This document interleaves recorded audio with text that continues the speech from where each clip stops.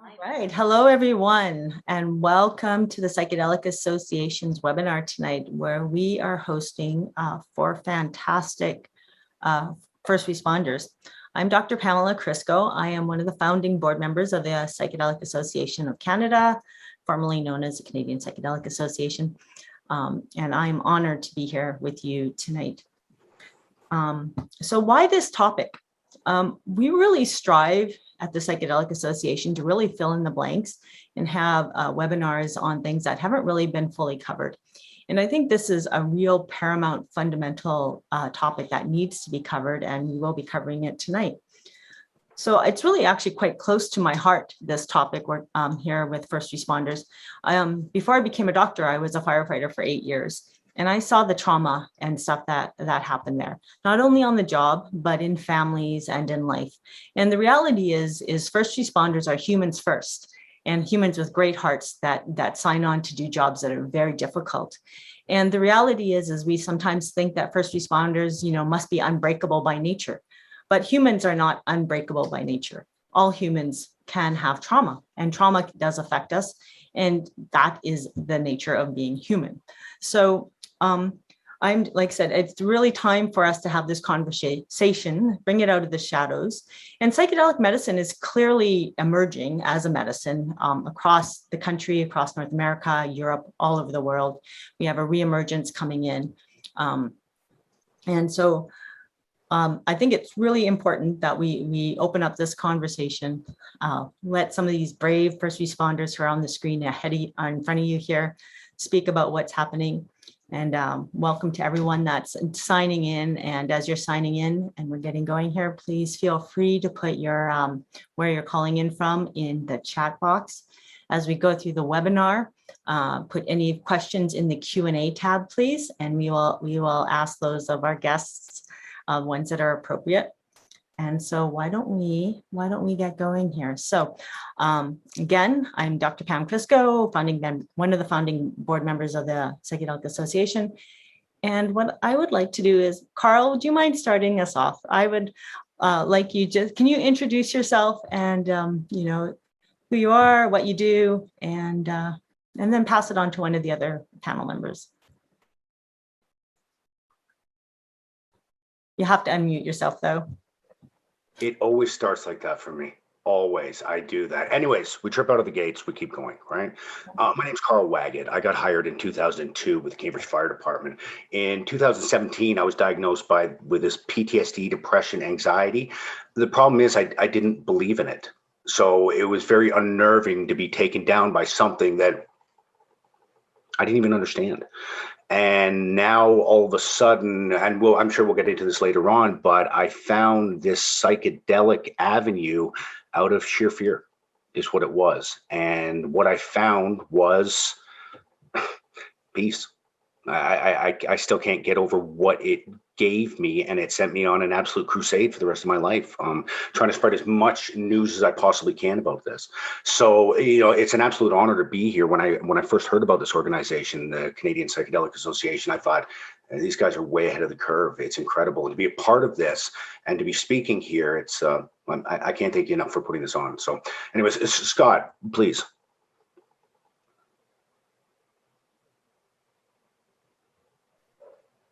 I'm going to do the same thing as you and follow in your footsteps here and unmute myself. I love the nerves of doing something like this.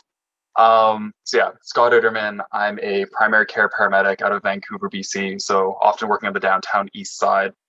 I've been a paramedic for almost 9 years now, and mental health has always been near and dear to my heart. Namely, just going back to my first experience, which just opened up my heart in a way that it was so closed off.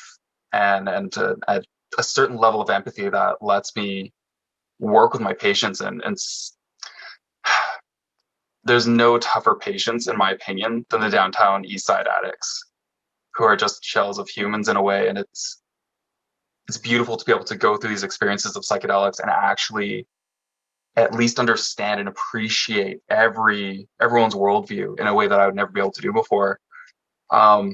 Not to mention my own struggles with mental health and depression and just kind of being incredibly judgmental early on in my career, I started going down the path of that whole the scarred honor badge of being tough and resilient and you can't touch me, and almost wearing being an asshole, for lack of a better word, as a badge of honor for how tough I am. That wasn't the right way to go, and it was starting to break me down. I gotta say it was because of psychedelics that really helped open me back up to a heart forward approach, as opposed to a very angry human for many years. So I absolutely love what the CPA is doing. This is something that we just need. I need it for myself, but also for my patients. And to me, it's just a shame that I can't have a patient like I did last week, who is suffering through mental health, drug addiction, abusing alcohol and cocaine, for example.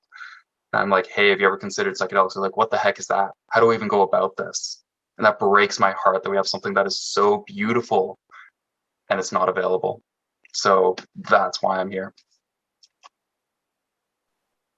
Amy?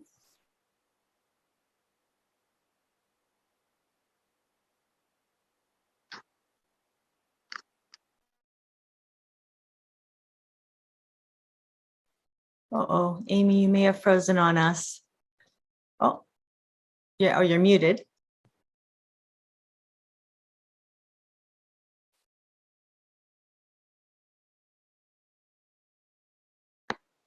Do you want me to go while she's? Sure. Okay. Yeah, Amy, we're not sure if you can hear us, but you're muted, and we're just going to move to Mia, and then we'll swing right back to you. Mia? Hi, my name's Mia. I'm a firefighter, and yeah, I'm also nervous, but did I unmute myself? No, I'm worried I didn't. Can you hear me? Oh, okay. Yes. Yeah, so I've been a first responder. I guess it started, including my volunteer time and also time in search and rescue, close to 20 years now. I can't believe how quickly it's gone. And I just rediscovered psychedelics in a different way, in a sort of more scientific bent, a number of years ago when a friend of mine started talking about it and all the healing that was available. So I really started looking into it then, and just fast forward to everything that we're going to talk about now. So I'll kind of talk a little bit more about it when I answer some of the questions. But yeah, I'm really, I feel really happy to be involved in this panel, and I'm really fortunate to be able to talk with other people about this and hopefully get some information out to other people that maybe are sort of on the fence or not sure what to do and what it's going to be like. So yeah, thanks for having me. Amy, how's your connection? I think I'm back. Yep, you are. Perfect. Okay. Hi, my name is Amy. I'm also a primary care paramedic with BC Ambulance Service. Have been for a few years now. The reason that I'm here is the psychedelics are basically the reason I am kind of who I am today and able to do my job. It's taught me so much about just self-compassion, self-love, and that translates into the patient care aspect and understanding that people just are in different states, and just having that compassion to be like, you're here right now, but there's so much more to the story. Even compassion fatigue, which is so common within first responders. I find psychedelics are an amazing remedy for it, and I'm sure we'll talk much more about how so a little later on in this. But yeah, basically just being able to continuously do this job even through the hardship, and even through my own life and difficulties kind of coming up, because as you mentioned earlier, yeah, we are humans first. We're not these superheroes that we're just born to do this job. We have had our bits, and kind of how we went about dealing with those and how we go about treating our patients and translating our healing and our journey, and kind of helping them through theirs as well is a big reason that psychedelics have always been a go-to for me. I would love it if more people could be on that same kind of experience and journey and get more people into it. There's so many solutions that can be created with this. Thank you, everybody. Thanks for introducing yourselves, and you all kind of jumped right in, which I love about getting into how you got into a little bit access to psychedelics or how psychedelics came into your life. I'd like to circle back to that in a little bit, but what I actually kind of want to move ahead to something and set the table a little bit more. I want you guys, maybe Scott, you could open it up for us. Is why don't we kind of let people out there that I know we have a lot of first responders that are joining us for this, and there's a lot of people that are interested and aren't first responders. So why don't we explain a little bit within your professions, what is available? Like right now, status quo, what kind of, if you're having challenges on the job, what kind of things are offered? Scott, you want to start? Yeah, you got it, Pam. So within BC Ambulance, we have a couple things that are offered, which I'm quite grateful for. The first is after this month, we've had a couple of really big, nasty calls. We have a team called CIS, Critical Incident Stress Management Team, and it's just a bunch of peers, other coworkers, hopefully at the same experience level in the same areas. They understand where we're at. They'll often call and check in. It's just the kind of the first tier of, hey, how's it going? What do you need? Do you need to vent? Do you need a shoulder? Maybe you're good, but just a check-in. And I think that is huge on its own right there. The next step from there is we're able to ask them, say, hey, maybe you need a therapist. And they can refer us to a therapist and get anywhere from just a few sessions to I've managed to weasel my way into getting almost 3 years worth of therapy paid for. And being that BC pays their medics a dismal wage, that's a huge help. That's $400, $500 a month that they're able to help me out with. So I don't have to worry about that financial burden while I'm trying to work on mental health. That on its own is massive. I will say, however, some of the limitations, first is that depends on the therapist. Often the therapists that we have available to ourselves are not trained in PTSD and trauma. And I do know of stories of therapists honestly not being able to handle some of the experiences that we have as first responders. Some of the things get ugly when you're talking about, say, a car crash. There's multiple people who are dead or dying. That's awful. And fair enough. Like Amy and a couple others have said, we're humans. There's nothing special about us. We just have to work on our ways of learning how to manage these things a little bit better. So I love the CIS program that we have. I think it's absolutely brilliant. However, there are some limitations to it. Part of that just being getting the right psychologist or therapist, and part of that being extra referrals after that. For example, say if at my place, my current position, if I book off on mental health, there is no backup. There's no, here's your pay for the next month, or hey, we're gonna send you over to a retreat or something like that. The limitations are definitely there. And the big one for me is there's no psychedelic therapy, unfortunately. There's no bigger hammer for the bigger stuff when, say, myself is ready for that. So lots of good, but there's definitely some limitations within us. Thanks, Scott. Carl, you want to jump in and tell us what it's like, what's available on the fire department side currently, status quo? Oh, you're muted. Dreadful, tripping all the time. I'm certainly not here to paint a great picture, but a little reality. Yeah, there is a lot of PR work as far as, okay, you know what, let's make sure the people on the job are looked after, and that's fantastic. And there are a lot of programs. Biggest problem, people that you're working with find out that you go for help. Didn't work out so good for me. It really didn't. They can say, well, you know what, that's not the way it is. And we talk about it. Well, unfortunately, I can tell you what happened to me, right? And if you're having enough problems with mental health, illness, PTSD, depression, anxiety, the last thing you want to do is cut off your friends, right? So the problem is it's a bit of a hiccup, right? You can see the help, but is it worth going for it? I don't know. The thing is with me, it got to the point where it was bad enough that I did.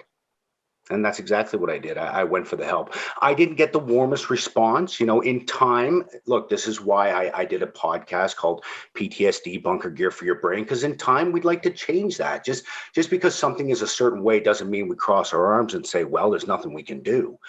I spent the next 3.5 years after that trying to educate the same people at my fire department that, guess what? I'm not crazy.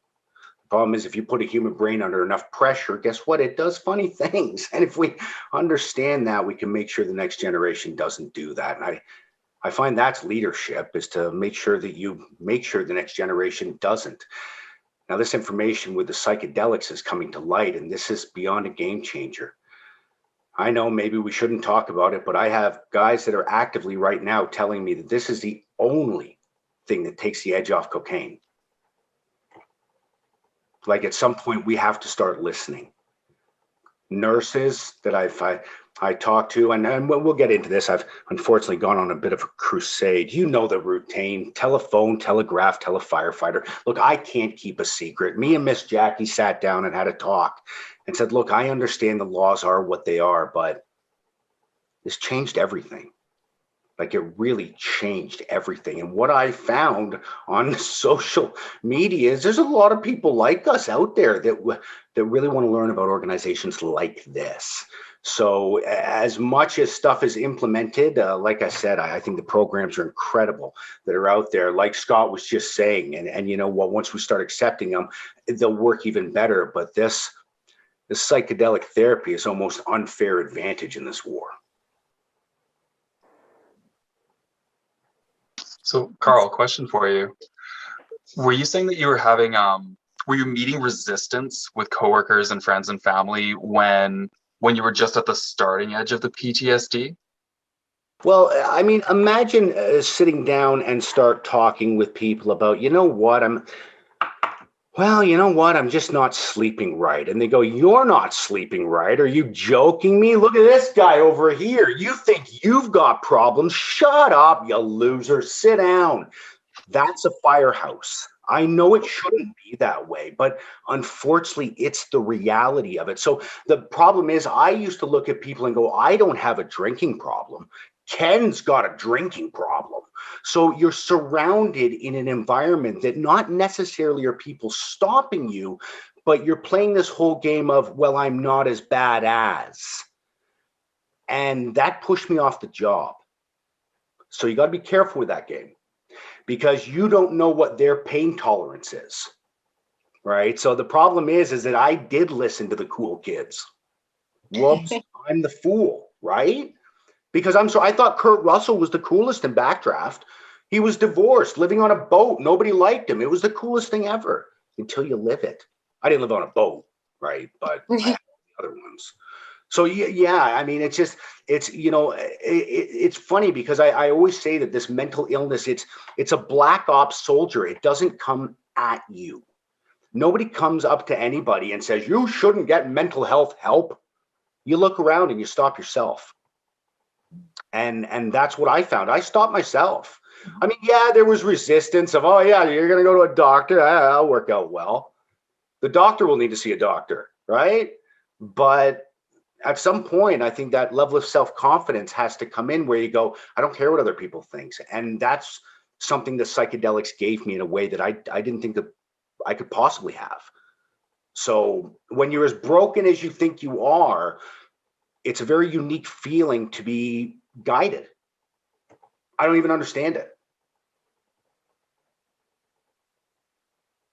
Carl, you're brilliant. You should be on a pulpit. You should be on a pulpit. It's awesome. No, It's great. No, because I can see everybody's nodding here. Everybody's nodding here, and I know people in the chat that are first responders are nodding. What you're saying is the truth. Can you imagine being locked in a fire hall with me for 24 hours? It'd be dreadful. You'd be like, shut up, please. But no, it's just, and I'm not blaming the other guys. I'm blaming myself for buying into it. Yeah. I did. Okay, I want to come back to that. Hold that thought, because this is great. We're going to go here. But before we do, I want to get Mia and Amy in here. Mia, can you tell me, and then Amy right after. Mia, can you tell me what kind of resources, mainstream resources that you saw offered at your fire department? Yeah, I'm nodding my head so vigorously because, of course, I can absolutely relate to Carl. I kind of want to talk about it in a bit of a bigger sort of vision. All this, the stuff that Scott mentioned, of course, that Carl mentioned, the CIS. We have, I was on all the mental health teams teaching Resilient Minds, peer support. We have such a great um, structure in our department anyways, of lots of teaching happening and lots of sharing of information about resiliency. And I think that this is for sure going to make a difference as the new generation comes through the fire department. Perhaps it'll mitigate some of it. So for me, what I noticed is even all of those things being offered, even counseling through our EAP, even doing all of that stuff. And I come from a background with a degree in psychology, so I have a a little bit of knowledge about mental health. So what I was surprised at is how nothing seemed to help, right? I did all this stuff, and yet still I was down this road of anger, anxiety, shame, depression. I was socially isolating myself, using alcohol as a way to cope. So lots of stuff like that. So for me, all those things that are offered, I think they need to be offered for sure. But I'm wondering how many other people are feeling the same thing, that nothing seemed to just get me over that edge.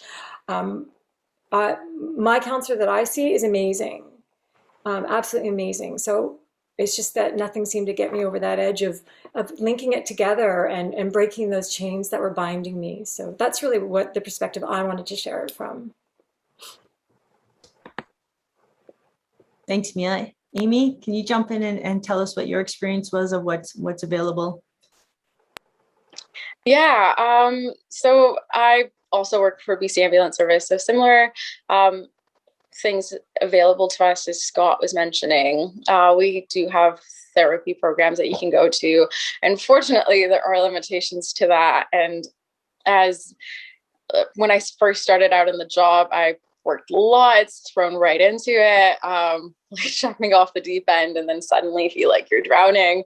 And I found that there was a few therapists that I went through before it was any use. I remember making one of my first therapists cry on the first day, and the other one just saying, you need a psychiatrist, not just this. So definitely some limitations. And I know for myself, at least, dissociation and compartmentalization for us as first responders is huge. That's how we do our job. That's how we can snap into it and just go deal with the situation without any regard of how we feel about it, and just be in the moment, take care of business, deal with it after. But I saw that translate into my life a whole lot more, and just in that constant state of dissociation and lack of connection with myself, with everything else, with even the next patients that I would see. And psychedelics were a huge way to just connect the worlds, connect me to myself, me to my patients, me to like the situations, and just have a better grasp of things and just be more whole. So those are things that are not quite offered. And I find a lot of paramedics in the service and just all over are in that zone of just not quite being connected to themselves, their emotions, their patients, their situations, and what's kind of affecting them and what's not. And I wonder if psychedelics were more readily available and more practiced, if we could all have just that much more compassion, that much more empathy, and that much more understanding. Yeah. Thanks. And I want to tie this in a little bit. So as a physician and a person, and having been a firefighter, we all enter these professions thinking it's not going to be us, right? Like, I got this. I'm strong. I can do this. Like, this is what I was meant to do. We all come in with that, and we all think, and I can tell you from being a physician that runs a psychedelic assisted therapy program, that the number one thing that everyone says is it wasn't supposed to happen to me. It was supposed to happen to somebody else. Well, everybody's somebody else, right? And this really just comes back to, this is a human situation. And I'm so honored that you guys are here to put the light bulb on this, because it's by turning the light on and talking about this that we realize that this is about community and healing and taking care of our families and our friends and turning the light on. So you guys have really done a great job jumping all over and covering all the topics. But we know this works. You all are here because it does work. So let's be pretty proactive here. Let's start talking about some solutions. So if you guys were the dictators of the world, of the first responder world, what would we be doing? What do the people that run the world, run our jobs, run our departments, the chiefs, the union reps, what kind of things do they need to know? Carl, you want to jump in? I'd love to. Yes. I like I said, I've been doing this PTSD bunker gear for your brain for 3 years, and I've given up on the emotional card. We feel for us, and we see terrible things because nobody seems to really listen to that. But look, if we were to talk numbers and we were to talk money, all right, what's going to cripple the emergency services is sick time. All right, that's what it really comes down to. All right, you can talk equipment all you want, but the sick time and the unions that you have are going to cripple the entire system. And if we don't start looking after the mental health, if we thought we had problems with bad backs in the 70s, you wait till people don't want to get out of bed. And the problem is that you can throw all kinds of mental health days you want at this and fanfare, but the people still have to get on the trucks and the ambulances at the end of the day. Right. So at some point, it will be where the rubber meets the road. We need to start investing in this. Right. And the message I have to the captains, the platoon chiefs, the deputies, the chiefs, forget about the money aspect. Think about your employer. Which one's easier to work with? The one that's well rested and strong mentally, or the person that's really struggling all the time? I think at some point when the organizations start to understand that if we invest in this part, the mental side, our entire organization will skyrocket. So that's and you're starting to see it now, unfortunately, with the pandemic. The sick time and the strain is astronomical. This is like nothing anybody's ever witnessed before. And if we don't start investing in this mental health at some point, well, there will be a tipping point. Thanks, Carl. Mia, you want to jump in? Yeah, and I think further to what Carl just said, and I of course 100% agree with Carl, I think that there's a couple things that need to happen.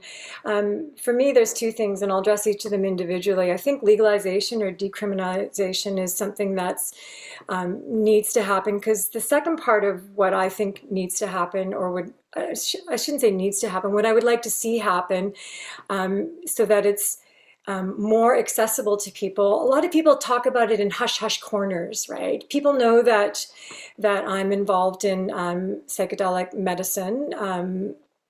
I guess they know I've been to a lot of conferences and seminars and stuff, and listened to a lot of webinars about it. But it's very hush-hush. And I know people that when you look at the group of first responders, there's that line, right? That some people are afraid to jump across. So if I do a psychedelic, I'm breaking the law because this psychedelic is illegal here in Canada or wherever. So there's a lot of people that won't do it because they're afraid, because they don't want to cross over that line. That means that I can honestly say I've never broken the law, right? So I think that by decriminalizing or legalizing them, psychedelic medicines, one, starts the conversation to be openly had without, the hush-hush in the corner. So that's huge. And I think, two, all those people that don't want to feel like they have to throw their morals out the window to try this, or their ethics out the window, I guess is more the term. Maybe they'll be more, hey, wait, can you tell me more about that, right? And let's start this conversation. Because right now, the fact of the matter is, I mean, I got warned by a very close friend of mine. There's risk in talking about this openly, to jobs and stuff, right? So I think that the decriminalization, the legalization of psychedelic medicine would be huge. I was doing a bit of research for this webinar, and one of the things I came across was that I'm going to read a note here that I wrote to myself. But in 2019, there was the government of Canada, with the Ministry of Public Safety and Emergency Preparedness, along with the Minister of Health, put out an action plan on post-traumatic stress injuries. And in that action plan, which was published in 2019, they identify post-traumatic stress injury, post-traumatic stress disorder, and occupational injury, right? It's a really great article. You can find it on the web. But what they talk about is we need to do some research to find out the best things that we can do to help our first responders. There's a whole bunch of people screaming, this is one of the things we want. This is one of the things we need. Please, let's put some money into this and let's decriminalize, legalize it, and research. Get that data that we know is already out there. Scientists are doing it. People are doing it. Let's make it bigger. That's really where I come from. So thank you. Thanks, Mia. Amy, you want to jump in? Yeah, hi. Sorry. There we go. I totally agree with Mia there. I'll even take it one step further and say what I want to see is, yes, I want to see more research done here, more specifically towards like PTSD, depression, and like work-related things. But I also want to be able to go to my doctor and say, hey, I'm struggling. Find myself like in a depressive episode again, find myself not sleeping. And I want the options to be, okay, we have SSRIs, SNRIs, anti-anxiety, sleep medication, and we also have psychedelic treatments, whether it be rehabilitation centers, just to go and really figure out what's going on and kind of come to a different outcome and resolution, or whether it be microdosing throughout instead of taking anti-anxiety meds, instead of taking all these antidepressants that do actually have some side effects, whereas this has been researched through and through and has shown very positive outcomes. And yeah, especially for first responders, where we know dementia, early onset dementia, and these issues are such a problem. And all of these medications for your mental health, just worse than that, especially the ones for sleep. Whereas psychedelics are proven to really just create more neural pathways, that's what we need. So yeah, that's what I want to see. I want to be able to go to a doctor's office and be like, hey, I'm struggling. What are my options? And have psychedelics be. Yeah.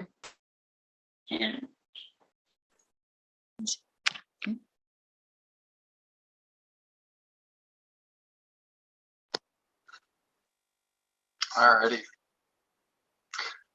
I gotta really say, I totally agree, Amy, especially. I would love to be able to go to my doctor and just be like, hey, I need some help. I don't necessarily need SSRIs or SNRIs, which can have some massive, massive side effects. Whereas opposed to, say, a simple microdose. If I was running the show, what I would like to see, especially among BC ambulance, so we had the heat wave. Hundreds of people died, and our institution did nothing. And that was heartbreaking to watch. It was so absolutely infuriating until day 4. And then we had our supervisors cruising around being like, hey, would you like a water bottle or Gatorade? Hey, you guys can wear t-shirts now at work because it's hot out. What an absolute joke. I was running an arrest, a cardiac arrest. And over the radio, all I heard was, this car, go to another arrest. This car, go to another arrest. This car, go to actually cancel this arrest. Go to this more viable arrest. How fucked up is that? And what do our superiors do? Here, we've got some Gatorade. What an absolute joke. What I would love to see is our superiors actually be healthy themselves. You look at most paramedics who are, in their 40s and 50s, they've been doing this for 20, 30 years. Most of them are fat. And I don't just mean like a little, cushion for the pushing. I mean, they're 300 pounds. They're a walking heart attack, and they smoke, they eat crap food. That's heartbreaking to me, because here we are, we're healthcare practitioners, and we don't even take care of our own health. But here, have a bottle of Gatorade. What I would love to see, instead of this absolute joke of a little positive affirmation, is, hey, how are you doing? Do you need a day off? Hey, how about a paid retreat? How about just go take a paid day off? How about let's do a therapy check? How about more group debriefs? How about we have the research? We have research that shows how unhealthy shift work is, and that maybe there are better shift patterns, like Vancouver Police, where they do 4 on, 4 off, but they'll do 4 days, 4 days off, 4 evenings, 4 days off, as opposed to 2 days, 2 nights, constantly switching back and forth. So part of it is I would love to see more research specific to first responders, specific to shift work and those on the front lines. But a part of me is also like, we have this research, especially when it comes to psychedelics. We've had this stuff since the 50s and 60s. This isn't anything new. So if this was my way, I want to see the leaders actually be leaders. And that starts from the very top. That starts from, oh, we have a heat wave. All right, let's try and take action. Maybe it's not perfect. Not asking for perfection, but I'm asking for something different than shut up, go to work, and just keep carrying on as if nothing ever happened, until it's too late, until we have our breakdown, and then we go, oh, okay, now you can have your therapist. I believe that this stuff we can be proactive about it. We don't have to wait until we're breaking down, dissociated, nothing left, addicted.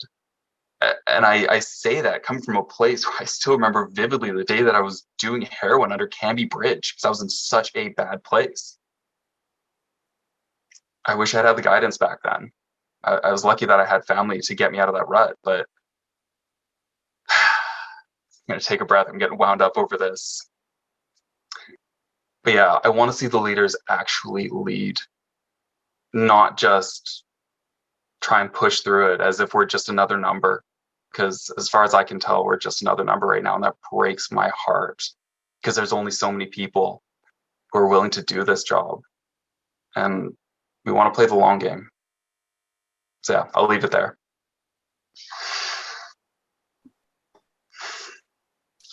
Thanks, you guys. You got me in tears. I'm like just barely holding it together here.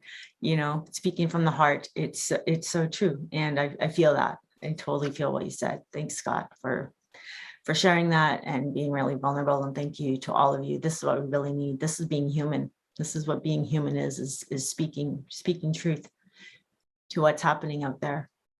And we know that a lot of this is, I'm going to try to give us a bit of breathing room here for a few moments. But we know a lot of this is coming from, the war on drugs. And I'm just going to do a little mini segue here. The war on drugs was an error in history. There was no medical evidence presented to bring these medicines away from medicine. In Canada here, we were leading the way with psilocybin and LSD therapy and research, especially in Saskatchewan. MDMA was used widely by therapists right up until 1985. And therapists were training in it from all over the world. There was nobody was asking for it to be criminalized. Nobody was asking for it to be scheduled, and that really speaks a little bit more to the cultural control. If people are at concerts and they're dancing and they're having a good time and they're maybe not signing up to go to the military, that scares the powers that be a little bit. And we have to really speak that and be honest about why these medicines were taken away, because a lot of I think our superiors in these positions of power make the error in the assumption that these medicines are dangerous, and they're not. And anyone that knows Dr. David Nutt's famous chart from the UK, where he ranked all the drugs in the order of dangerous to not dangerous, the psychedelics are all in the not dangerous bottom of the chart. And at the top are our legal ones, alcohol, tobacco, etc. So, I mean, that's for all of you out there that are in positions of power, please do take the time to find out why these medicines were taken out of the medical world, and with the type of control that was being pushed on Indigenous cultures around the world as a control mechanism. The Canadian Psychedelic Association, we did a webinar on this, on why these things were criminalized. So please watch that. It's a really well done webinar. So hope that gave you all a little bit of a breather. Thank you so much. We're in an opioid crisis. Like, not only are we suffering, but people are suffering. Can you guys want to touch on what's that like for, you know, our drug addicted community members out there, and having to go to these calls, and the toll not only on you, but the toll on people that are on the street and challenged with addiction, often because of trauma, right? I mean, I think, Scott, you hit on it there. You know, when you're under a bridge taking heroin, you're trying to feel better ultimately, right? And this is who you're working with too. These are often the people you're responding to in calls. So mind if I jumped in there with that one? Please. Doing heroin actually taught me a lot about why people do this. One belief I have is that the drug is not the problem. The drug is the solution to a problem. Whatever suffering, whatever pain, like you have a drink after work because you're stressed, you had a big day. Well, that drug, that alcohol, is a solution to just, you need to relax. You just need to lower down the system a bit. So I did not enjoy heroin one bit. However, I was in such a dark place at that point. Life was not going well, to say the least. And I just remember seeing myself almost flying in the clouds, looking down at myself and being like, wow, his life sucks. Bummer. And that was it. I didn't care. I knew everything was awful, but I was just at peace with it. I was like, okay, cool, that sucks. So now when I have opiate addicted patients, I work in the downtown east side quite often, I can appreciate a little bit more of why they're doing these things. Like, when you're at the bottom barrel of society, addicted, shamed, rejected, yeah, I don't blame them. I'd probably do heroin again too. There's respite. I mean, if we look at the receptors that it hits, you know, the opiate receptors being reduction of pain and the feeling of love. Yeah, when you're lacking those things so severely in society, it makes perfect sense. It's a great solution. So I think the biggest thing when it comes to patients, I'll set the stage here and I'll kind of pass it on to everyone else here. Most commonly, when we get an opiate addict or somebody who's overdosed, which nowadays is very easy to do with the fentanyl mix and not knowing how much is in there. You know, the same hit can be fine one day, the same hit can be detrimental the next. Basically, we'll often show up to the people who called. Usually somebody's already given Narcan a few times on the street, which is awesome. The fact that so many people are prepared for this and understanding. We usually get there, make sure that they are okay, breathing, you know, work on the symptoms. And from there, if they want, which is rare, we'll take them to the hospital. But then from there, they sit in a chair. They have a little oxygen probe on their finger, and they sit there for the next few hours while they're observed, and back off the street they go. Often now having to walk several blocks back to where their home is, or, you know, their space on the street is. And during that time, it's not pleasant. They're not having a great time. Nobody wants to be at a hospital for this, where even the nurses are frustrated and burnt. Like, great, it's Jim again. Awesome. Now I got to deal with you. That can't be a good feeling. Never mind to be already in the place you're at, and then to come to a healthcare facility to help. And there's just more shame on top of it. And then we send them back, and they go back to their challenges, and around we go. And it seems like even the social workers that we have at the hospitals, there's not much they can do. There's no options for, hey, you want to get off this? Sweet. Off to the retreat you go. Jump on the bus right now and pitter patter. It's, oh, we might get you a social worker or a therapist in several weeks at best. We might get you to rehab in several weeks, but who cares about rehab? Because they're just going back to living on the street anyways, where the same problems are there. The same environment is there. So around and round we go.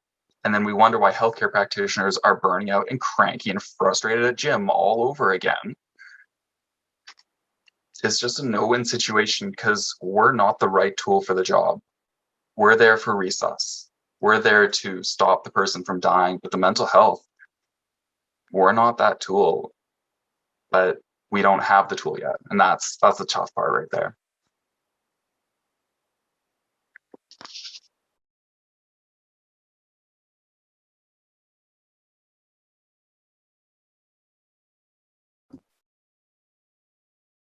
Anyone else? I think you pretty hit it. I think you nailed that one, Scott. There's a really great question from somebody watching right now. I want to bring it up because I think this is really important. So many of you have already touched on this. So what should family members or colleagues, that are still feeling pretty healthy, but having to work with us or on this as they see us asking for help, what do they need to know? What should they do? Give them some tips for your colleagues that were around you or your family members or friends. Give them some tips. You want to start, Amy? Put you on the spot, sorry. Yeah, no, that's totally okay. Yeah, I think coming from a place where I've been on both ends of that, being the person that's been like, I just need some understanding here and some compassion and some patience. Also being on the other side where I'm like, okay, coworkers going through a time and what do they need right now as well? I think it's really important to just know where they're at, whether they're ready to talk about it with you, how much they are willing, how much they're able to, what their capacity is for handling things. Like, I mean, a lot of the times it's a good conversation to have before a shift to just be like, especially if I know there's something that's recently set my neutral off, I'll be like, hey, if this comes up, I don't have the capacity to deal with it. It's too close to home. And just having that as a normal conversation to be like, okay, this is too close to home for you. Let me take over, sit this one out or do a supportive role. Or whether that be just talking about random things to distract, like healthy distractions throughout, whether that be really talking it through, referring to other people that have had similar experiences, just creating more of a community kind of thing. Because yeah, when you're kind of going through this, it's very lonesome. There's a disconnect from everyone else. There's a disconnect from everything really, which is how it becomes so isolating. And just being like, hey, what do you need? How can I be of like this community for you? I think that's a huge thing that we can all help with, or even recognizing the symptoms in our colleagues and coworkers. I recently had my partner at work go through one of the worst calls you could possibly go through. Sorry, I got a little poochy here. And just noticing that she was not okay. She was not, she wasn't going about her calls as she normally would. There was a complete disconnect, and some things that were really minor were just really, she was just responding to in a really reactive way, and just being like, hey, this is what I'm noticing. She wasn't quite ready to talk about it with me. So it was more going along with her and just being like, what does it hurt to talk to somebody else? Like, what are you afraid of? To like really digest this before it even becomes an issue if it isn't in your mind right now. Or just being like, hey, this is an issue. Please address it. So we can do better. We can be better for our patients, for each other, because also working with somebody who isn't okay puts you in a more of an unsafe environment, because now you're going into very unsafe environments with somebody else that you're supposed to rely on who isn't quite safe to begin with. So I think a lot of that is a lot more things to consider for sure. And yeah, that's what I can say about it. Thanks, Amy. Mia, you want to jump in there and tell us how can family members, how can colleagues support? It's funny that Amy's dog came in because just when hers came in, mine started nuzzling up to my leg here too. So if I'm a bit distracted, it's because he's wandering around the back. Um, I think that one of the best things that family members and colleagues can do is pay attention and ask, right? We often are like, oh, the person probably doesn't want to be bothered, or I don't want to call them because I don't want to bother them, or maybe they don't want to speak with me, or maybe they just want to be alone. And one of the things that a lot of people say is they feel so isolated, right? And maybe that person won't answer the phone, or maybe the family member will say, I don't want to talk about it. But the connection between that support of a community and that feel, at least they know you're asking, they know you care, right? The text message from a colleague, there's a colleague of mine that text messages me quite a bit. And it was a surprise that he was doing that. We have a great friendship, but I was surprised. And there's nothing like, it feels really good to know that he's just like, hey, just checking in with you. Because I'm surprised that, like, I just wouldn't, yeah, he's a great guy, but I just didn't expect that from him. So it was quite nice. So not being afraid to just simply ask and just to express the caring, right? So that's kind of what I would say. We're often just like, ooh, don't want to bother them or don't want to pry, but you don't have to pry. You can just say, hey, I'm totally here. So, yeah. Oh, actually, one more thing. And I would say if you notice that something's different, or they've been different for a while, I guess it's okay also to start doing your own research online about symptoms and looking up things and maybe what you should do. And you can also contact, I know us here, we have family members can contact EAP as well. So that's Employee Assistance Programs, right? So, and often, I don't know, Carl, if you have this in your job, but we have the partners of firefighters can contact other firefighters, right, to get some support and some information. So, and it can be done confidentially. So, Carl, I'm not sure if that's something you have as well. So. No, sorry, I've never heard of that. I can't give one word of advice though. The one thing that I found with mental health, PTSD, depression, anxiety, it can turn you into a miserable bugger. Like it really can, right? And sometimes the ones that are yelling and screaming the most are the ones that need the help. The problem is they're assholes, right? For lack of a better term. And quite frankly, it's very difficult to help somebody who's pissing you off. I think the more that we understand about mental health, the more we understand the symptoms of it. I used to get quite a chuckle out of watching people on YouTube losing their minds in Walmart. I found it quite entertaining until one day it was me in the Walmart losing my mind and realizing that, oh, so this is what it's like. And I can't turn it off. And it was an awful feeling, right? So, you know what? I know there's a lot of symptoms. There's all kinds of stuff like that. But, sometimes when your spouse or your workmate starts getting under your nerves, right? You just push them away. That's the one time you got to go, hey, what's going on? Like, what's going on?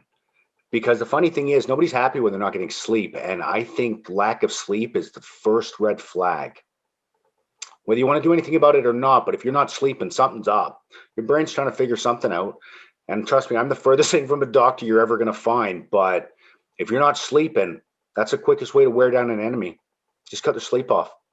Right. And when that happens, you become very miserable, and then you cut off your supplies, which are your loved ones. And I've done this in real time. So nobody wants to help the guy yelling and screaming and spitting. So if you want to put a red flag on anybody at work, think of the most miserable prick you can, because nobody likes being angry. Nobody, not a single person. So next time you go to work and you see somebody pissed off all the time, now you know. Whether you do something's entirely up to you, right? But I will guarantee you, nobody wakes up in the morning and goes, I can't wait to be angry all day. It's going to be awesome, right? So for the family and loved ones out there, if all of a sudden you're starting to notice that rage, anger, frustration is getting weird, clamp an eyeball on that. Seriously. That's first thing that happened to me was my patience went. And I'm usually very patient, and I'm yelling at the dog. This is no good. So yeah, no, that's a one thing, because I think sometimes everything gets lost in big words, right? Somebody likes staying in the house by themselves. Well, I don't feel like going out. All right, well, you've got me there, I suppose, right? But there's no argument if somebody's getting argumentative, right? So that would have been the fastest way to clip it with me, right? Because the angrier I got, the more people left me alone. Makes sense, right? What would have worked for you, Carl? What do you think would have worked for you? What would have worked for me? Yeah. In that situation? Because there's loved ones watching here. There's people here watching that have members that are front lines. They're doing that, right? So, well, I can tell you exactly what happened to me, and this is why I speak so highly of my significant other, Miss Jackie, right? Because an individual that can watch you getting that angry and be able to say something's bothering you and get around the thing that I'm getting angry at. I'm angry because this room's a mess. Bugger. But somebody who loves you that much that's able to go, wait a minute, no, you don't get like this, right? And people that know you the best can make that call, work shift, people that work with you, right? You're locked in a cage with somebody for 24 hours, or you're in a bus with somebody, like, that person, okay? And if they start snapping at stuff, you care about that person, that's the fastest way. So what would have helped me the most, honestly, would have been my family and friends and coworkers educated, because I would have never caught it on my own, ever. All right, because I can justify everything. I'm terrible. I think we all are like that, right? But if somebody else would have gone, wait a minute, Carl, you're behaving like that because of this. Okay, I couldn't have argued with that. So it really is an education thing. It really is. So all of you, are knowledgeable in psychedelics. Now, what that really says to me as a physician is that if all the other first and second line therapies worked, psychedelics wouldn't have been needed. Clearly, they didn't work. Now, there's some people that joined a bit late, so they may have missed a bit of your introduction. Would you mind kind of going back a little bit to your comfort level, each of you, a little bit, what brought you into researching psychedelics or looking into them, or using them, or just even studying them for whatever reason? Carl, you want to lead us off, and then we'll head over to maybe Amy next. Sure. Yeah. Like I said, I was diagnosed in 2017 with this. Now, you have to understand, I was born in 1975, right? So I was a kid of the 80s and the 90s. All my friends did acid. This white clinical dancing teddy bears, it frightened the life out of me. I would never touch it. They talk about spiders being on them. I wanted nothing to do with psychedelics, nothing. Fast forward 20 years, I get diagnosed with this PTSD, depression, anxiety. I start a podcast, as I say, to educate people in the emergency services of what's going on. I'm losing the battle. That's all there is to it. I have a wonderful psychologist, Dr. Jane Story, but the fact of the matter is, one thing I've learned is you cannot deny what you feel. You can put a face on all you want, right? But the thing is I'm losing this battle, and I know this. And the fact is, I'm getting argumentative more, I'm drinking more, I'm realizing this. Oh, the podcast is going good. But the fact of the matter is I feel like the biggest hypocrite on the planet, because I'm suffering with this more than anything. I'm going to lose Miss Jackie. This is bad. Like, it's all bad. I researched this psychedelic stuff. I think, well, you know what? What are my options at this point? Right? I got the back against the ocean at this point, right? So this is what I did. I threw caution to the wind. I really had no idea what I was doing. I took way too much, I have to admit, right? Way too much. And what I found was it eradicated addiction. It did not help me with it. It eradicated it. I've had an underlying drinking problem my entire life, same as my father and his father. And it's something I've always felt incredible shame for, because I couldn't get away from it. And now I could see it differently. I sat down with Miss Jackie and I said, listen, this is it. This is the silver bullet. Done. I said, I've been doing shows and talking to people, talks, doing all this. This is changing everything. So I understand what the laws are. But there's really no law against teaching people how to grow it, right? So I went on a campaign. I found out about this thing called Tiki Talk. It frightened the life out of me. Apparently it was a bunch of kids. But I opened a profile and I started teaching people how to grow them. I did. It was hilarious. The need, massive. I couldn't believe it. You can't get over the human suffering. Scott, you're singing the truth, my friend. It's everywhere. Like you can't get your head around it. So I go on a campaign, a psychedelic campaign, and I start posting. I now teach lessons from 5 o'clock Eastern Standard Time till midnight, 5 nights a week. The need is redonkulous. And what I find is I have given these capsules to a nurse who had diagnosed with like leukemia. She came back and said, "You know what? I have peace with it." Firefighters that have cocaine problems say this is the only thing that's helping with it. I'm seeing this in real time. It's extraordinary. Stories from veterans, people with the opioid crisis in the States is incredible. Like it's beyond anything. I truly believe this is the answer. I do. And the need for it is extraordinary. So you know what? I think the sooner we find people with money and we find an absolute team of lawyers and with your data that you have, because like you said, it's all recorded data. It's time to make a move. Because as I've said, cannabis always helped with the symptoms of PTSD, depression, anxiety. Mushrooms get to the root, like right to the root. And, you know, I don't recommend anybody does what I did. That was a bit silly, but with the aid of doctors, we can really change something here. And I think it's the most exciting time ever to be alive. I truly believe that. And that's why I started the TikTok account. Couldn't help myself. Plus, it's fun.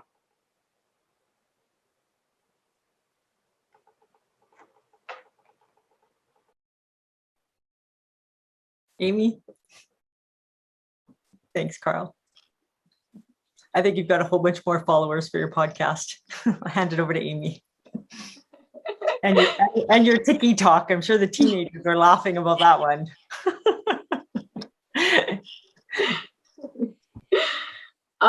That's really awesome, Carl. That was super funny. Also very relatable, I'm sure, for many first responders out there. Just going back to his initial earlier comment about noticing the anger and frustration and just being a bit of an ass. For me, it was basically the opposite. It was making all these jokes that were incredibly a little too close to home the entire time, just bordering the line between, are you okay? Is that actually a joke? Are you, and just never really getting that investigated. So there's a lot of there's a lot of symptoms that you can notice within your family. With some jokes are a little too close to home, I find, especially with first responders. We tend to see so much dark that we find the humor in everything. But when that humor starts going a little too far south, I think that's a good place to be like, is that a joke or are you okay? That's a big one. Losing my train of thoughts here a little bit. As Carl was also mentioning, just with addiction and other routes that people take, when you're hurting and you don't really know what the issue is, you're just like, why do I feel this way? It's unpleasant. There's resistance to it written all over your body. You just don't know how to get through this and you don't know why you're in it. Of course, you're going to resort to coping mechanisms, which is numbing. Alcohol is very numbing. Trying to make peace with that internal chaos that you're experiencing, either in your mind, in your body, whatever it may be, and just numbing it out. As Scott was mentioning earlier, finding himself in that. I too found myself numbing myself with, my choice was benzos for a long time, and just being like, numb the thoughts, numb all the chaos in my body, and just not knowing how to deal with any of it. To eventually getting to psychedelics and feeling connected to my body, to my emotions, and just getting to the root of why do I feel this way? What's brought this on? And just really diving in to what's causing it. And once that understanding is there, that's when the self-compassion comes in, and being like, I feel this way because of all of this. I feel uncomfortable from what I'm seeing on this call because it takes me back to this. I feel pain in this situation because of the relationship that's lost here within like the patients or whatever that may be. And just having that understanding and then the compassion for yourself, for your emotions, for your patients or their situations and all that. So psychedelics, definitely mushrooms, are a great way for that to all come in. And yeah, really help you feel all those things.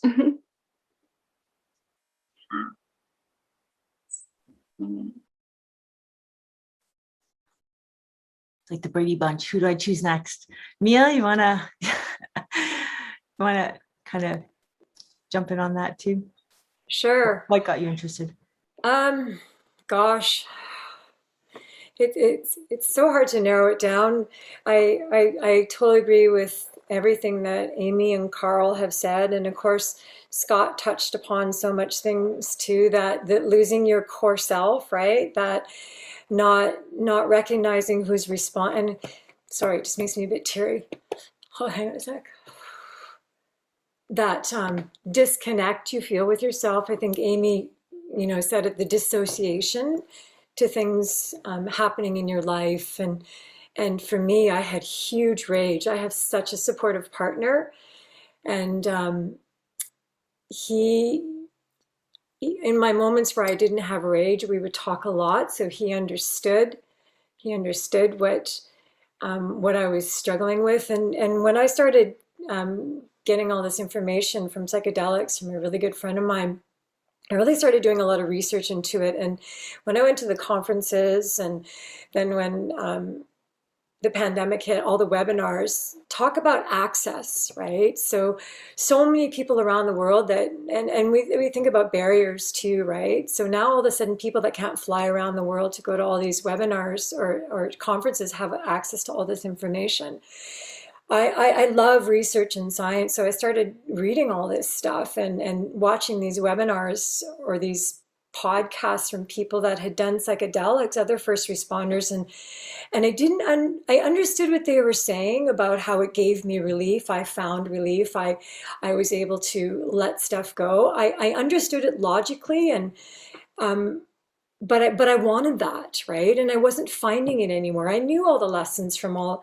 Sorry, I don't mean to say I know the lessons, but I've been given some really good advice from my friends, from my counselor, from reading some really powerful spiritual books and doing silent meditations, but it wasn't breaking the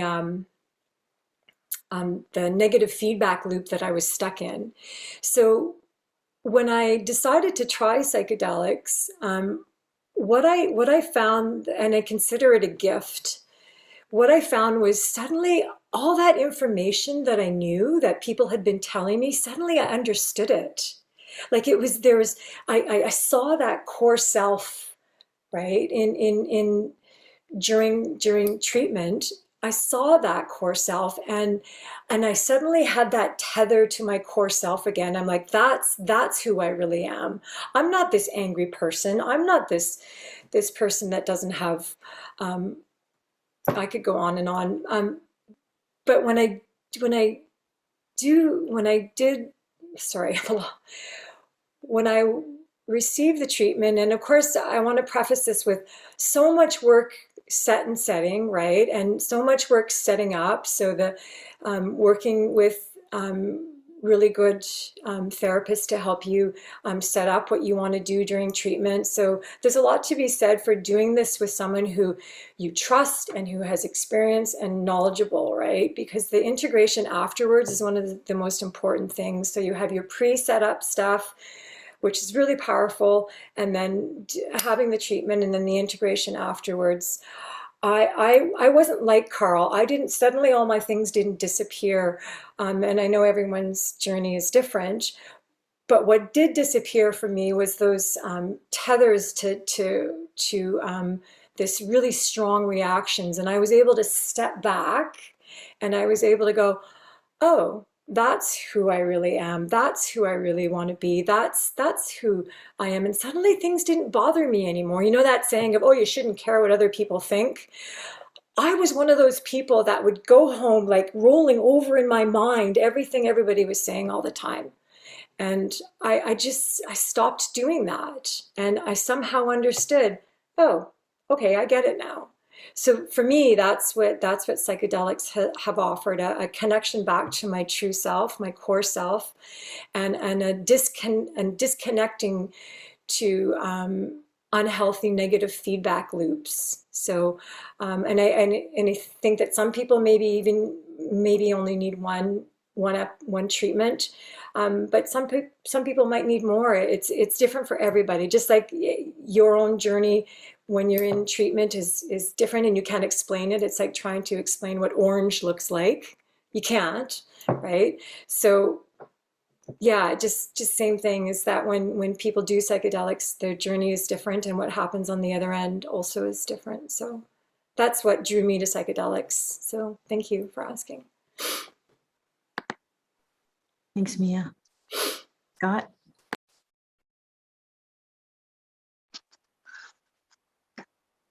I can't say there was anything particular that really drew me to psychedelics initially, many, many years ago. I knew I picked up some acid at a big rave festival, and I knew for whatever reason I just didn't want to do it. I wasn't ready for it. I waited a year and eventually contacted one of my really good friends. I said, hey, you know what you're doing with this stuff. Would you mind guiding me? I don't know why that was in my heart or my head, but that was just my gut pushing me towards that. And that was right around the same time that I did heroin and was not in a good place. And all I remember is that before that, it was all I could do to numb. I drank a lot. I basically would have sex with anyone and everyone that I could. I would do risky behaviors such as mountain biking and other things like that, just to numb on one hand, but just to feel on the other hand. Anything that would get me away from myself and the inner turmoil. And yeah, anything to numb, anything to distract. And I think the core of it was just there was this inherent sense of loneliness, but also unlovableness. So I didn't have a good relationship with people, anyone. I kept quite the distance from people altogether. And of course, in a customer service job such as being a paramedic, that's not a good way of handling things. Never mind my relationships, my coworkers, my friends, my family. I was an asshole, and people were just, I don't know how to explain it. They were just they didn't have value to me. And so I'm so grateful for this friend who guided me through this LSD trip. And some of the things that really came to that just struck me. The first thing that my buddy Jameson said was, people listen to me. And that just shook me to my core, because I was like, wait, people actually pay attention to me. I'm somebody. People actually value me. When I say something, I'm actually adding to this conversation. That was just shocking to me, because before that, I was no one. I was unlovable. I was alone. It didn't matter what I said or did. I'm just a drop in the sea, so to speak.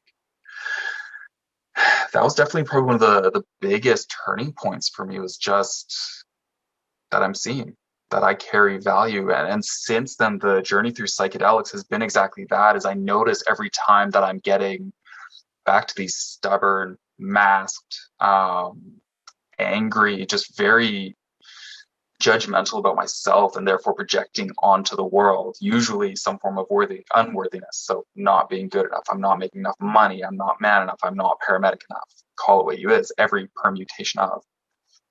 I find psychedelics for me are a great way to shake up the snow globe and to just almost like force sit down time. It's like, all right, for the next 8 hours, I'm on acid. I'm not driving, I'm not distracting, I'm not playing with my phone. I'm going to sit here and just feel. I'm going to be present. I'm going to stare at the bark of a tree and just analyze every little grain and its beauty that it has. I'm going to feel the sun on my face. I'm going to listen to some music. I'm going to connect with a friend who's next to me here and just be. Just shut up and sit down for a second. Because I think for me, at least when it comes to paramedics, first responders, it's so easy to lock into fight or flight. We're sleep deprived. We're dealing with adrenaline. We have loud sirens and crazy situations, not to mention emotional tension from, I don't know, pick a source. It's the name of the job. So there's always that little bit of living in fight or flight, or a little bit of a stressed state, at least for me. So being able to shake up that snow globe and just be like, right, it's okay. It's fine. It is what it is. That for me has been the gift that psychedelics have given me, that good reset, true presence, and just as cliche as this is, and I hate cliches, this connectedness with everyone. We're all going through some experience. It might be different, but there's something so relatable to all of this. So yeah, that's a little bit about why for me. Can I say one more thing? I just wanted to capitalize on what Scott just said there, the connectedness, right? I've found the connectedness and the community involved in the psychedelic healing modality is just absolutely incredible. So that what you just said there, Scott, is so true. The not only connectedness within ourselves and other people, but the community that's out there as support is just powerful and yeah, appreciated. Yeah. I can jump in next. Thank you. Yeah, I can jump in next and just add a little bit to exactly what Scott and Mia just said. I think for me, a lot of my issues came from led to a dissociation, just feeling very alone in the pain and like nobody else really truly understood. So psychedelics, and I remember the first real eye-opening experience for me was just laying on a beach, feeling connected to the world, the universe, the sand, the water, the moon, all that stuff. And then also just being able to connect with somebody else in their pain and just knowing that the pain I've experienced is so different, yet their pain is just as in depth. Like there is some kind of beauty in just going through the pain with each other and holding each other in our basically sad and misery, and just knowing that we're not alone, and that it's basically psychedelics or mushrooms in particular were a great way for me to get out of my space and get like this bird's eye view of, hey, like we're all hurting in different ways and beautiful ways, and we're all just on our path in a different route. And just being able to see that within other people, see that within yourself, does provide this connection that we've all been kind of talking about. This, yeah, we can connect in our pain and our traumas and see the beauty in how far we've come in the healing, how much further we have to go, and all the very real experiences or triggers that we could be experiencing at any time. And I think that is a huge thing that nothing else I found has provided. There's nothing else. There's no amount of antidepressants. There's no amount of any kind of therapy that you can go to that's going to give you that like bird's eye view of everybody's experiences, that sense of unity, that sense of connection to the moment, the world, the people that you're with, their experiences, and the empathy that really provides. Thanks, all. I want to do two things, and then Carl, did you want to say something? Oh, just about what I found the biggest thing from it was, look, most people in the emergency service have this incredible quality. It's called stubbornness, right? It's how we get people out of house fires, right? It's how we get people out of balls of metal that used to be cars. We don't give up. We keep going and going and going. And the problem is that I found with this PTSD, depression, anxiety, this turned on me, and I became very stubborn. Working with an incredible doctor, Dr. Jane Story out of Burlington, Ontario. She's a specialist in PTSD, depression, anxiety for emergency service workers. But the problem is when you're stubborn, you can't let it go. And what psychedelics was able to do for me was, as Amy so well put it, got us above the problem. Do you know what kind of peace it gives a man like me when you can see a problem differently? I constantly run into brick walls, like constantly, boom, boom. And the stubbornness makes me do it over and over again. The psychedelic therapy will be able to let you go, hey, why don't you look at it this way? That's so much easier. I'll tell you, you do that 10 or 15 times, trust me, you'll realize why I do as much with this kind of stuff as I do, because as far as I'm concerned, look, we've got the answer. Now we've got to get it out to people. Thanks, Carl, for adding that in. That's great. Thank you all. Thank you all for bearing your hearts on this. I've got a couple more important questions for you. So I do want to say a couple of things. For those of you in Canada, we've just had an election. It's a great time to let your MP, your new MP, know that it is safe for them to know about psychedelic medicines. Send them an email and say you support psychedelic medicines and ask them to look into it. If our politicians know it's safe from the Canadian electorate, same with our colleagues in the US, let your representatives know you support psychedelic medicine. Our elected representatives, to make the right decision for us, need to know it's safe to do so. Remember, they also grew up in the war on drugs, that propaganda. So let's let our elected representatives know that. And let's make it safe for them, provide them information, offer to be a resource for them if you have that. The other thing is, in the Psychedelic Association, in our membership site, we have started a new first responder private group. If you are a first responder and would like to get into that, please email us. If you're already in there, just ask to join that site. We're going to put in many resources, great podcasts. We have one of our firefighter colleagues from the US that I think is on here, Gary Roberts. He has a great podcast as well called Good Guys Grow. Carl has his podcast. PTSD. Can you say your podcast name again, Carl? It's PTSD bunker gear for your brain. Thank you. So check those out, and we're going to put tons of resources. So I just want to let everyone know that this is a good conversation to keep going. And from Gary also asked, I'm going to give you two questions, and I really, anyone that knows me well knows my motto is 1% for the problem, 99% for the solutions. And so I'm going to crown you guys the dictators of the world here in a moment.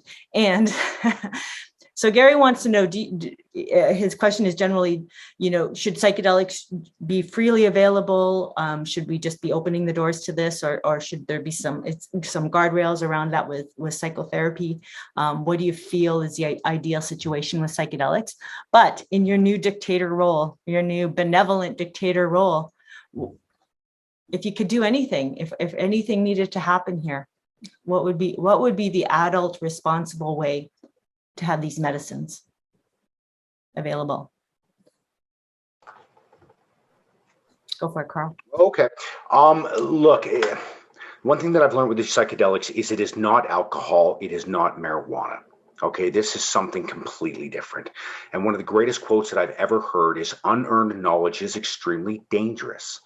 So do I think this stuff should be sold in the corner store the same way as alcohol and tobacco is? I don't know. I can't get into that. Obviously, I'm not a doctor. But the fact is this stuff helps. And I think the more that we can educate the medical community that, guess what? This is going to make your life easier for your patients. We have a major problem. We have people shooting each other in the streets. I mean, mental health is at a record high. And if something as silly as the war on drugs is stopping us from implementing this stuff to help people with stuff like depression, anxiety, addiction, PTSD, look, I'm all for tradition. But as I say, tradition is nothing but peer pressure from dead people. Like, they've had their time. And if we understand medically that this does what it does for the brain, and I have personally experienced this, then I think the time for conversation is over, and this really needs to be pushed.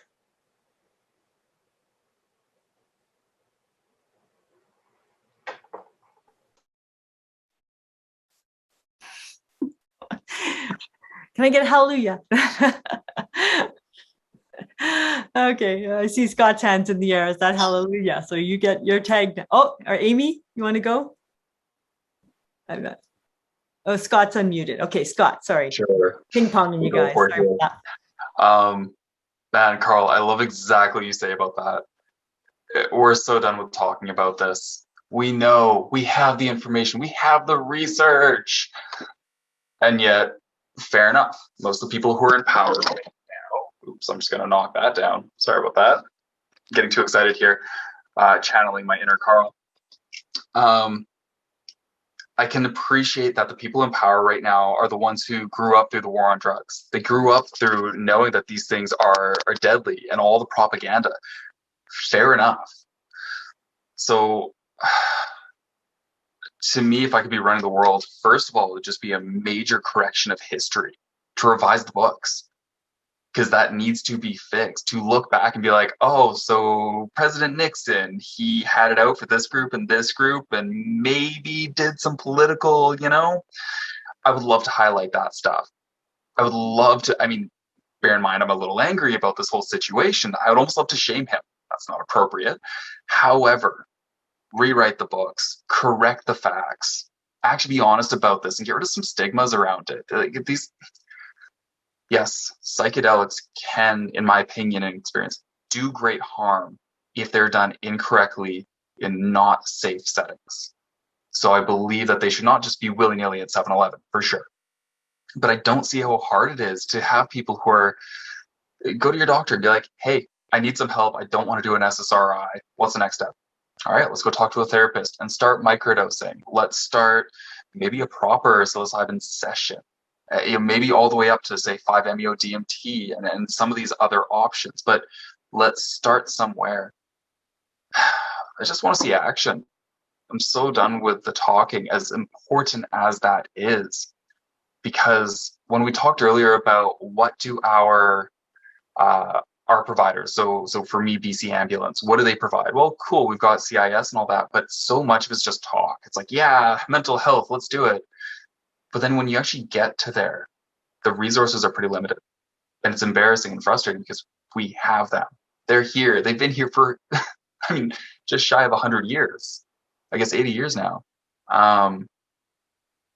That's all it is. I just want to see action. I want to see more people speak up. I want to see more people actually curious to learn about this stuff. And I would love to see, especially those, scientists and doctors, especially, thank you, Pam, for being one of these people who's like, hey, this is working. This has huge results. Why are we not researching this? And don't get me wrong, again, I don't want to see this in 7-Eleven, but I want to see more of this research being like, this works. Let's investigate this more. How are we not? How is this not? Yeah, I'm rambling now, so I'll leave it there. I just want to see this actually become a thing.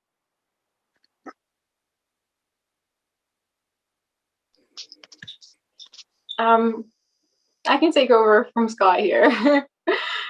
I can start with a fun little comment saying, if I was the dictator, I would make it rain acid. That comment is made from a place where I truly believe that with understanding, if we all understand each other, there wouldn't be as much conflict in the world. There wouldn't be as much internal conflict, external conflict. If we all just understood each other's experiences, had the compassion and empathy, we could avoid a whole lot of problems. Sorry, lost my train of thoughts here a quick second. As a dictator, if I could run the world, I would make psychedelics available, maybe not at a corner store, but their own shop where maybe even a line is provided. So if you're trying to work through some stuff through psychedelics and rehabilitation like that, here is a number you can call where if you're panicking, if you're alone, if you are going down this tough path, let's talk through it. Let's figure out what's going on and how to bring you back down. For me, psychedelics have always been a positive experience and just bringing you back to the center of the happy connection, all that stuff. So can't personally comment on that more negative, but it is very easy to see how if you do go down this trail of negative thoughts or negative areas, you're gonna need to reach out. And it's super easy to just kind of provide that, even if you are wanting to explore with psychedelics and treating your own issues, having a friend who's gonna be your support, who's gonna be your backbone, to be like, hey, I'm losing touch with reality. Can you bring me back? Or even just more knowledge about what different strains, what kinds of psychedelics you are interested in, what you need to work through. Do you need to feel a little bit more in touch with your body, or do you need to sort through some tough thoughts? Do you need to go through some deep, dark roots that your mind are going to take you in? Or do you just need to feel in touch with what your body is telling you? All of these information, like, that should be provided, I think. Yeah, even going to your doctor's office and being like, I need treatment, but like, antidepressants aren't working for me. There's so many people that are having more and more, even myself, like, I've been on so many different kinds of antidepressants throughout life. And just knowing that they don't always work, you're going to need higher dosages, the withdrawals, so many side effects that you could possibly have, and just being like, this is not working. What are the other options? Versus like hitting a brick wall where you and your doctor are like, well, we've tried so many things, I don't know what's next. And just being a person that's literally had that conversation with my doctor, like, we've tried all the sleeping medication you can imagine, and just being like, I don't know. And coming to psychedelics, where there's hope. There's ways to treat these things. There's ways to work through this. And yeah, like, I might not be at the end of my path with healing and getting to my equilibrium, but I know sure as hell that psychedelics are a huge part in getting there. Or at least I know I'm on a path with more knowledge, more different views. Yeah, just same as Carl said earlier, just from a very stubborn person that's like, this is it, to having like, hey, this is another way to look at it, which are what psychedelics really do. So I want to see not a corner store, but like a shop, a psychedelic shop with all the information on the different strains, the different journeys, the different experiences, and a safe line to be like, hey, I need to reach out. I need to be in touch with reality. I need to be in touch with a human. I just need to bring it back to the core. I think that's what I want to see. Yeah. Amy, I'm bringing it home. Mia, as a dictator number 4 of the world. Finally. Benevolent dictator. I've never had this position before. I agree with what everyone said, from Amy, Scott, Carl. I think that dosage, the accessibility to everything is tighter, the word I'm looking for. It needs to be accompanied depending on dosage. Me with the concept of wanting to see access for all, and somebody I noticed in the chat was saying they don't have a doctor, how would they find access to this? I understand that not a lot of people have doctors. So let's say that you don't have a doctor, or you live somewhere where you have to drive an hour to see a doctor. How would you get access to it, right? So if I were a dictator, I would like to see, I think, a few parallel things happening. One, that doctors would have access to subscribe microdosing. I think microdosing is super powerful. Right? You don't always have to have a full blown out, as they say in the movie Dosed, a hero journey, right? You can microdosing psilocybin, and there's other types of microdosing. I'm not an expert on them, so I can't comment on all of them, but they're super beneficial for so many things. So I would like to see that accessible for everybody, and along with, and like what Amy said, and I'm sure the other Carl and Scott said too, education comes with it, right? Like, I know when you go, I'm not a huge cannabis person, because for a number of reasons, but I know that people have said you go into a cannabis store and they tell you all about the different stuff, what it can do. I want to be more creative. So some information, people that are educated giving you that information. And I think that there's a lot to be said for what Amy mentioned there about like the helpline, the call a friend line, right? So if it's not possible to have the funding to do something in a full-on setting with support, someone guiding or sitting for you, then how do you get support when you're starting to have a difficult journey, right? Because really we're shown what we need to be shown, but that can be difficult to see sometimes, right? Or to hear or to learn. So what do you do if you have a difficult journey? So if I was a dictator, I'd want to make sure there was access for information and for help and for helplines and sitters for everyone that wanted to try this. And that there was unending buckets of money for everyone to do this if I was a dictator. That want to, because like I've heard, you know, many people talk about, it's super hugely beneficial. It's not for everyone though, right? It's not a panacea. That's really important to say that, right? So yeah, if you're resistant, that's okay too. Maybe you'll come around in a different part in your life, and that's okay if you don't either, right? So yeah. Thank you, Mia. And I want to thank all of you. So much courage to come here and open your hearts to this community and tell your stories and be bold. This is how a revolution in wellness happens, is because people speak up and we have the courage. You all are in courageous professions, and you are, you know, change makers. So, you know, having the education, the information, the science, getting informed, learning a little bit more every day. For everyone out there, thank you so much, you guys, for coming on and turning the light on to this. We're going to keep this going again. We're going to have you all back again, because this is all going to be decriminalized and legalized at some time in the future. And we're going to need guidance from people like you to keep this going. So please get educated. We have great resources on the psychedelicAssociation.net website. We try to post all the best books, the best podcasts. If you're not listed there, make sure we get your stuff up there.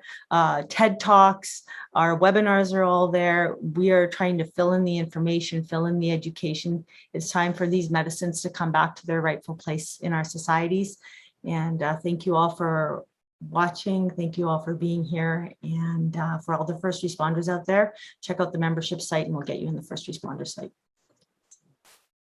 Thank you deeply. And thanks everyone. Much love.